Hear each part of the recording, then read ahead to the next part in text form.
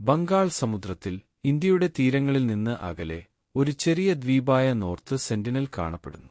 ഇത് ഭൂമിയിലെ ഏറ്റവും ഒറ്റപ്പെട്ടതും രഹസ്യമായതും ആയ സ്ഥലങ്ങളിൽ ഒന്നായി പരിഗണിക്കപ്പെടുന്നു. ഇവിടെ നിങ്ങൾ കാണുന്നത് കനത്തിനുള്ള കാടാണ്. ഇവിടെ താമസിക്കുന്ന ആളുകളെക്കുറിച്ച് ലോകത്തിന് ഒന്നും അറിയില്ല.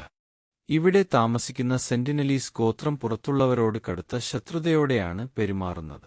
ആധുനിക ലോകത്തു നിന്നുള്ള ആരും ഒരിക്കലും അവരുമായി യഥാർത്ഥ ബന്ധം പുലർത്തിയിട്ടില്ല. വളരെക്കാലമായി ഈ ദ്വീപ് ഭൂപടങ്ങളിൽ നിന്ന് അപ്രത്യക്ഷമായിരുന്നു. അത്രമാത്രം മറഞ്ഞിരിക്കുന്നതും നിഗൂഢവുമാണ് ഇത്. ഒരു മത്സ്യത്തൊഴിലാളി അബദ്ധത്തിൽ ദ്വീപിനടുത്തേക്ക് ഒഴുകിപ്പോയപ്പോൾ അയാൾ ഒരിക്കലും തിരിച്ചുവന്നില്ല. ഇന്ത്യൻ സർക്കാർ ആരെയും അടുത്തേക്ക് വരുന്നത് കർശനമായി വിലക്കുന്നു. സൈന്യം പോലും ഇടപെടുന്നില്ല. ഇത് സ്വർഗം പോലെ തോന്നുമെങ്കിലും ഈ ദ്വീപിനു ചുറ്റുമുള്ള ജലാശയങ്ങൾ അപകടകരമായ ഒരു രഹസ്യ ലോകത്തെ മറയ്ക്കുന്നു.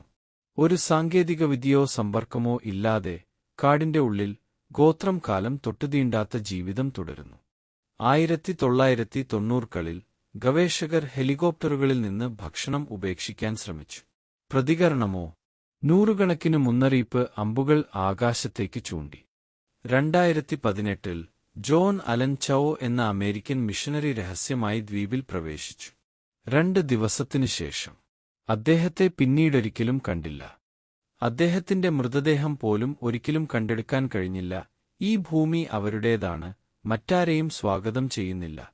ഉപഗ്രഹങ്ങളുടെയും നിരീക്ഷണത്തിന്റെയും ഈ ഡിജിറ്റൽ യുഗത്തിലും ചില രഹസ്യങ്ങൾ സ്പർശിക്കപ്പെടാതെ തുടരുന്നു.